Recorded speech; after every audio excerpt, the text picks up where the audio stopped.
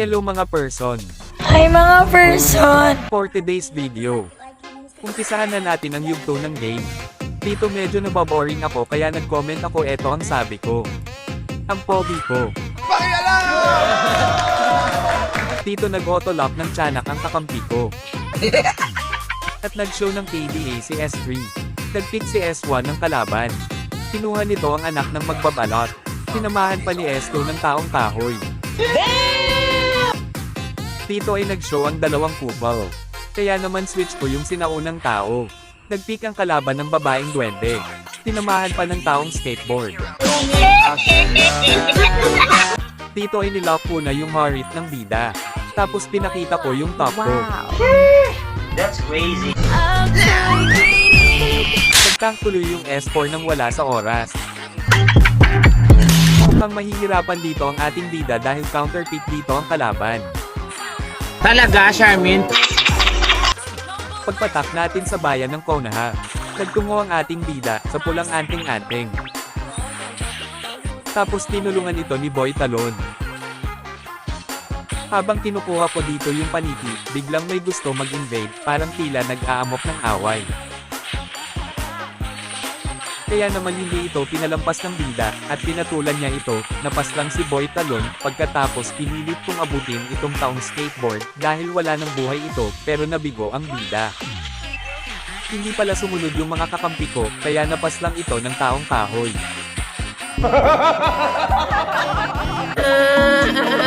Kaya, pagkabuhay ng ating bida, nagtungo agad ito sa asol, na anting-anting. Tapos tinawan ito ng taong skateboard. Habang kinukuha ko dito ang asul na anting-anting, nag-comment ako sa taong skateboard, swerte. Pagkatapos kong makuha ang asul na anting-anting, sinunod ko dito ang dilaw na dinosaur. Tapos nagtungo ako sa mid, para mag-clear ng minion, dito ay level 3 padding ako. Kaya naman kinuha ko muna dito yung paniki, para magpa-level 4. Tila ako yata ang trip dito ng taong skateboard, umanda kayo dahil level 4 na po tapos nakabantay pa dito yung taong kahoy. Akala yata ng taong kahoy hindi ako papalag sa kanila at mapipigilan niya ako, kaya naman sinayawan ito ng bida at eto ang nangyari. Napaslan nito ang taong kahoy at nakuha ko dito ang basbas ng giganteng pagong. Ang galing! Ang galing! Dito ay mukhang papalag yata ang anak ng magbabalot pero nakita niya madami kami kaya napaatras na lang ito. Napasobra yata ang lakas ng ating bida kaya nag-asin ito, nag-level 4 na pala ito kaya naman nabigyan niya ako. Asim, sabi ng sinao ng tao na kakampi ko. Pagkabuhay ko dumiritso ako sa pulang anting-anting tapos nakita ko yung sinaunang tao na nakikipagbugbugan sa tatlo tapos napatay niya yung dalawa. Ang angas mo ah! Pagkakuha ko dito ng pulang anting-anting dumiritso ako sa repolyo tapos nag-killing spree na yung sinaunang tao. Pero sa kasamaang palad binawian ito ng buhay dahil sa tore ng kalaban. Pagkatapos kong makuha ang repolyo nag-clear ako ng minion sa mid tapos kukunin ko muna yung asul na anting-anting. Pagkatapos kong makuha ang asul na anting-anting nakita kong humihingi ng tulong si Cardo dahil pinagtutulong din ito ng taong kahoy kasama pa nito ang cowboy na si Glenn. Tapos ito ang nangyari, nabigyan ako mukha yatang nawawalan na ng pag-asa ang mga kakampi ko dahil sa pinapamalas ng ating bida. Pagkabuhay dito ng bida dumiritso ito sa panigi para kunin ito. Dito ay nakita kong nagbubugbugan sila kaya naman pumunta ako para mapisali sa away ng dalawang membro. Tamang abang lang dito ang bida kaya nung nakakita ito ng pagkakataon ay pinaslang nito ang taong kahoy.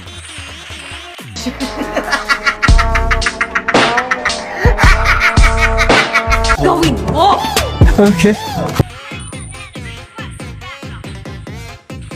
Pagkatapos dumiretso ako sa higanteng pagong para kunin ito nang makuha ko na ang basbas ng higanteng pagong, pinaslang naman ng sinaunang tao ang anak ng magbabalot. Tapos kinuha ko dito yung dilaw na alimango tapos sinama ko ni Aiden yung pulang salagubang. Kahit ang pulang anting-anting ay hindi ko pinatawad sinama ko ni Aiden yung katabi nitong paniki. Nagtungo agad ako sa asul na anting-anting para kunin ito, tapos nang makuha ko na ito ay nakita kong pinatay naman ng kalaban ang kakampi kong si Boy Talon, kaya naman reverse back ang bida para ipaghiganti ito.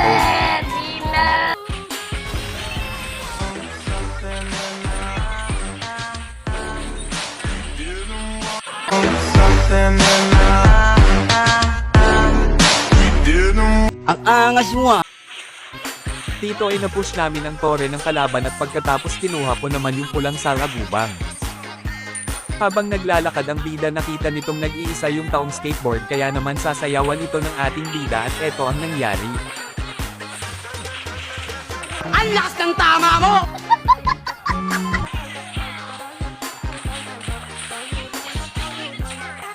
Pagkatapos paslangin ng bida, yung taong skateboard, nagtungo agad ito sa higanteng pagong, abangan ang mga susunod na nangyari. Habang busy ang bida sa pagtugis ng higanteng pagong pinatay naman ng babaeng duwende yung sinaunang tao, tapos dito nastan ako ng taong kahoy kaya naagawan ako sa basbas ng higanteng Talaga, pagong. Charmin?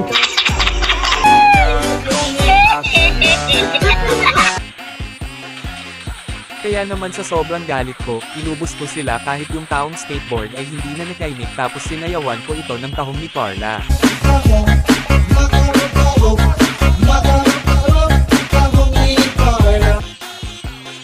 Dito ay sinubukan ng ating magiting na mangdirig na nahabulin yung taong cowboy, pero hindi na niya ito nagawang maabotan sapagkat mas mahaba ang paa ng cowboy kesa sa ating bida kaya nakatakas ito.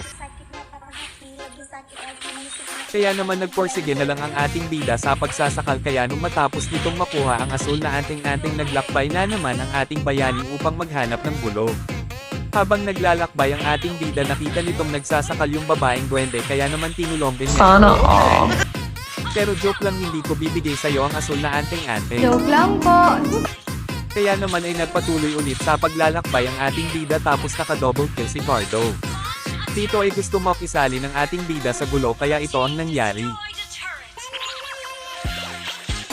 Hindi naman intensyon ng ating bida na patulan itong taong kahoy kasi napakapunat nito kaya lang napakakulit ng taong kahoy na ito kaya pinaligan niya ito at ito ang nangyari.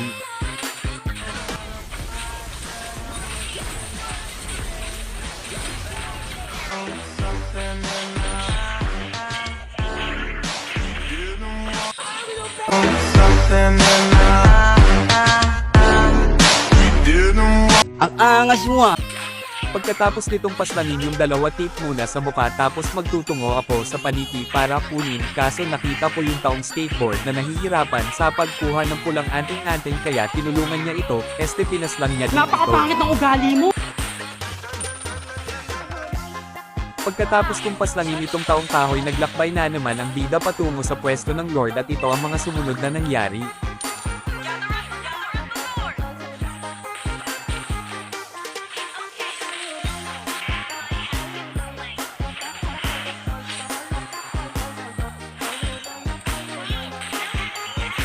Kukonte sana yung kalaban sa Lord kaso na late sila ng dating kaya bigyan ko na lang yung taong kahoy kaso napakapunat talaga nito buti napatay ito ni Cardo pa double kill niya.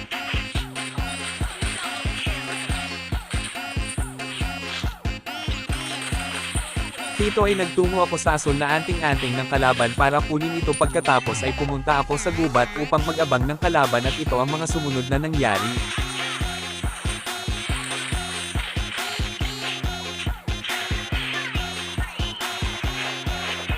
Pagkatapos ay pinasok ko sa tore nila yung anak ng magbabalot tapos sinubukan akong paslangin ng babaeng duwende pero nabigo ito at himalang nabuhay pa ako. Ah, sarap. Paano masabi? Sana all.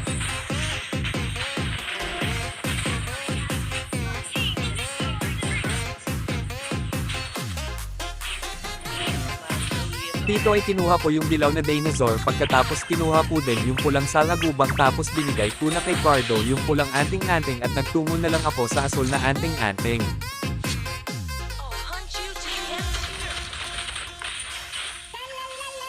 Pagkatapos kunin ng bida ang asul na anting-anting naglakbay na lang ito at dito nakasalubong niya yung anak ng magbabalot at taong skateboard kaya ito ang nangyari.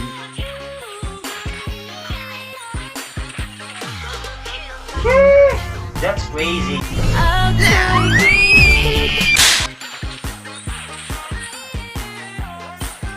Dito ay nakabuo na ng blood wings ang bida kaya malakas na ang loob nitong maghanap ng gulo kaya naman nagpatuloy ang bida sa kanyang paglalakbay. Sa wakas mukhang merong nag-aaway sa kanto kaya sinubukan nitong makisali at ito ang mga sumunod na nangyari.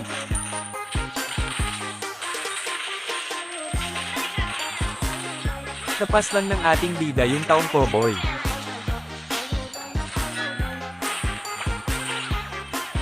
Dito ay nagkamahamawig yung taong skateboard kaya naman sinubukan ng ating bida na kilitiin ito pero nagulat yung taong skateboard sa atin kaya napa-4 ito ng takbo. Dito ay pinaslang ko yung anak ng magbabalot pagkatapos nakita ko yung babaeng duwende na nakikinig na kaya binigyan ko din ito.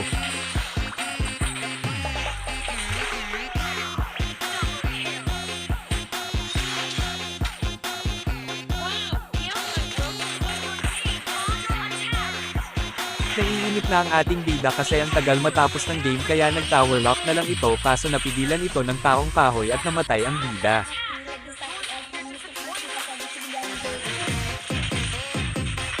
Nakuha dito ng kalaban yung lord tapos patay pa yung tatlo kong kakam kaya pupunta ako dun para rumisback.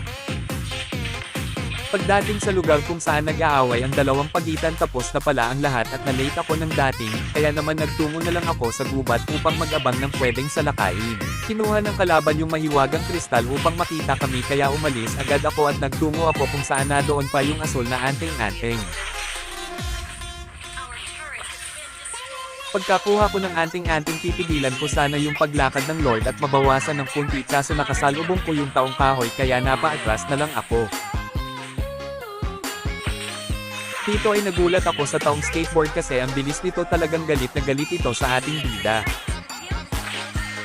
Tapos kasunod na din pala niya yung babaeng duwende kaya naman napaslan nila ako.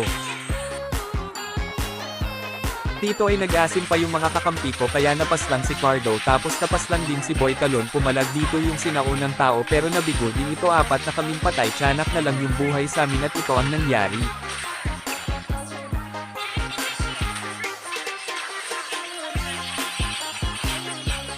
Sinubukan mag-def ng tiyanak pero namatay din ito. Kaya pagkabuhay ko nag-focus ako sa menu para may salvo ang aming base na stun ako ng taong kahoy pero nagawa ko naman mag-def. Kaso nga lang ang kabayaran dito ay buhay ng ating bida buti na lang nabunay si Cardo tapos na def niya tapos napis lang ni Boy Talon yung taong skateboard at ito ang nangyari. Pagkabuhay dito ng ating bida nagtungo ito sa asul na anting-anting upang kuhanin ito tapos ito ang mga sumunod na nangyari.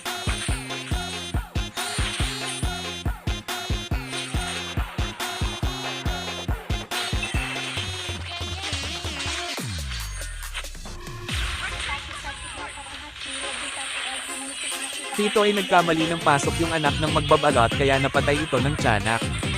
Tapos papalapit sa akin yung taong cowboy kaya piniliti ko kaya napatakbo na lang ito ng mabilis. Dito ay nasusuran ako sa taong kahoy na ito kasi dikit ng dikit sa akin. Crush niyo ba ako, idol? Titik mo. Tip mo ko no. Kaya naman hindi nakapag-pidgel ang bida kaya sinayawan na lang niya ito. Ito nanggabo ang sinasabi ko kaya ayoko sayawan ito kasi mas makunat pa ito sa lolo mo.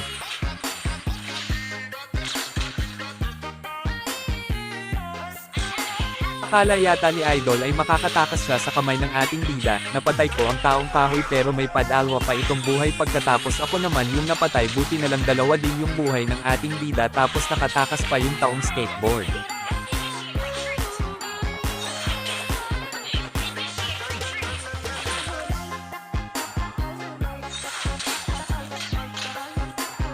Dito ay nagpalit ako ng agimat baka kasi ma-one-hit tayo ng babaeng duwende. Dito ay napakainit talaga ng laban at walang magpatalo sa dalawang kupunan tapos napatay ang bida ng anak ng magbabalot. Kaya pagkabuhay ng ating magiting na mandirigma nagtungo agad ito sa kinaroroonan ng kalaban upang maghamon ng gulo tapos ito ang mga sumunod na nangyari.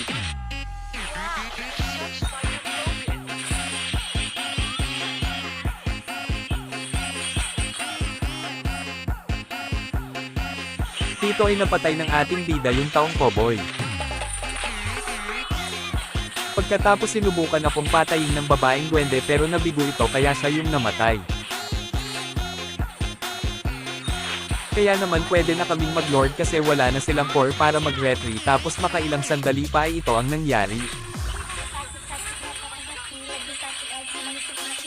Tito gustong agawin ng taong skateboard yung Lord pagkatapos digil na digil sa akin itong anak ng magbabalot kaya naman hindi ko hinayaan makatakas yung taong skateboard pagkatapos sinunod ko naman yung anak ng magbabalot. Pinaubaya ko na sa kasama kong tiyanak yung Lord kasi wala naman aagaw nito kasi patay na sila.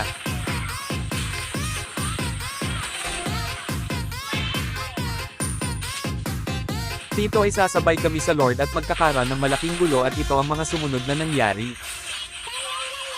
Dito akala ko papalag kakampi ko kaya napasubok ako, muntik na ko mapatay ng kalaban buti na lang na post ko.